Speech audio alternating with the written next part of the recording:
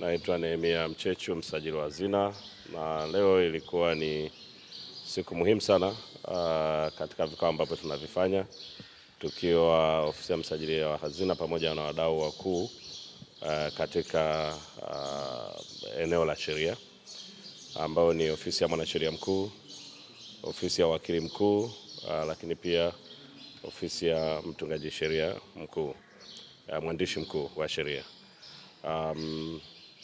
Ofisi ya msajili wa hazina inasimamia mashirika kama 308, 252 ambayo yanamilikiwa na serikali moja kwa moja, na hayo mengine ni yale ambayo tunahubia.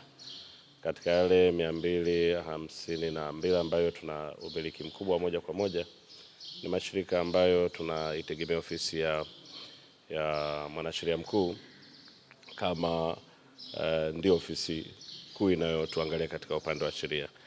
Lakini pia kuna aspect nzima ya utungaji wa sheria, na mtakuwa mnakumbuka kumekuwa na maagizo ya Mheshimiwa Rais kutaka kuona tunaboresha sheria zetu ili ziendane na dhana na dira nzima ya nchi ambako tunaelekea. Sasa sheria hizo pamoja na kupita kwenye ofisi ya mwanasheria mkuu, lakini na mwandishi mkuu wa sheria. Kwa hiyo naye ilikuwa ni vizuri tukakaa hapa, ni muda wetu mkubwa kwa sababu hatuna sheria ambayo inaweza ikapita bila yeye kuwa amesimamia na kuhakikisha kwamba imeandikwa vizuri. Lakini pia tunafanya biashara na wadau mbalimbali, private sector, mashirika ya ndani na nje ya nchi, na wakati mwingine kunakuwa na migogoro. Kwa hiyo pia ilikuwa ni muhimu sana kuwa na ofisi ya wakili mkuu wa serikali katika kikao hiki cha pamoja ili kuweza kubadilishana mawazo, kuweka mikakati na kuona ni jinsi gani ambavyo tunaweza tukasonga mbele. Maeneo ya mikataba, maeneo ya kisheria ni maeneo ambayo unaweza ukapoteza pesa nyingi sana, lakini pia tuna uwezo wa kuokoa pesa nyingi sana, sio za kushtakiwa, lakini hata kimkataba katika kupitia na kuhakikisha kwamba una vifungu vizuri sana. Kwa hiyo ofisi ya mwanasheria mkuu kwetu ina umuhimu wake mkubwa sana, ya mwandishi mkuu wa sheria ina umuhimu wake mkubwa sana katika kupika sheria, lakini ya wakili mkuu wa sheria ina umuhimu mkubwa sana wa kuhakikisha kwamba kama tunakuwa na mikwamo iko mahakamani, tuna kesi ziko mahakamani, then tunatembea nao na tunahakikisha kwamba tunazimaliza hizo kesi.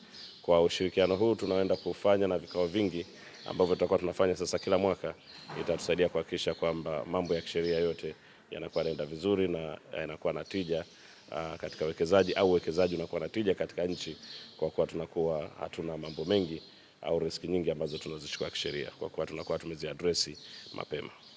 Kwa kwanza ni vizuri kariweka kwamba wale wakuu wa vitengo vya sheria kwenye mashirika yetu au wakurugenzi ni extended team, ni timu ya ziada ya ofisi ya mwanasheria mkuu wa serikali. Kwa wanawajibika kuhakikisha kwamba wanatekeleza kazi, lakini wakienda sambamba na miongozo iliyopo kwenye ofisi ya mwanasheria mkuu. Lakini la pili, taasisi zote kwa kuwa ziko chini ya ofisi ya msajili wa hazina, manake board management pamoja na hao watendaji wakuu, na sisi tuna nafasi ya kuaccess moja kwa moja kwa wenye viti na wakurugenzi wakuu.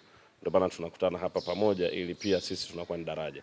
Kwa hiyo kuna mambo ambayo mwanasheria mkuu anaweza akaenda moja kwa moja kwa wakuu wa vitengo vya sheria au wakurugenzi, lakini pili, kwa mahusiano haya manake na sisi tunatumia daraja letu kama wasimamizi wa hizo taasisi kuhakikisha kwamba mambo ambayo ni hatarishi ya kisheria au mambo ambayo yanaenda kulinda interest zetu za kisheria yanawasilishwa kwa uharaka, yanahitaji usiri kwa usiri mkubwa, lakini kwa ufanisi mzuri sana.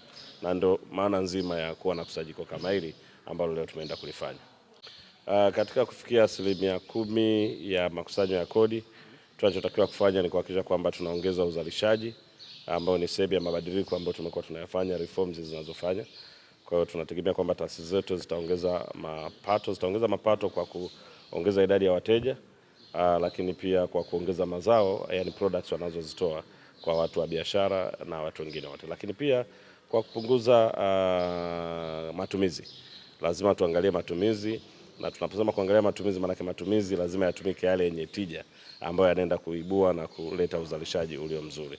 Kwa hiyo nidhamu nzima, kuwa na watu wanaojitambua, kuwa na watu wenye malengo na mikakati itatusaidia sana kuweza kusonga mbele, na tunafikiri kwa kiwango kikubwa sasa hivi tumekuwa tunafanikiwa, na na uhakika kabisa, na naweza kusema kwa kujiamini kwamba taasisi nyingi sasa zimechukua ownership ya kufanya haya mabadiliko au reforms za kiuchumi.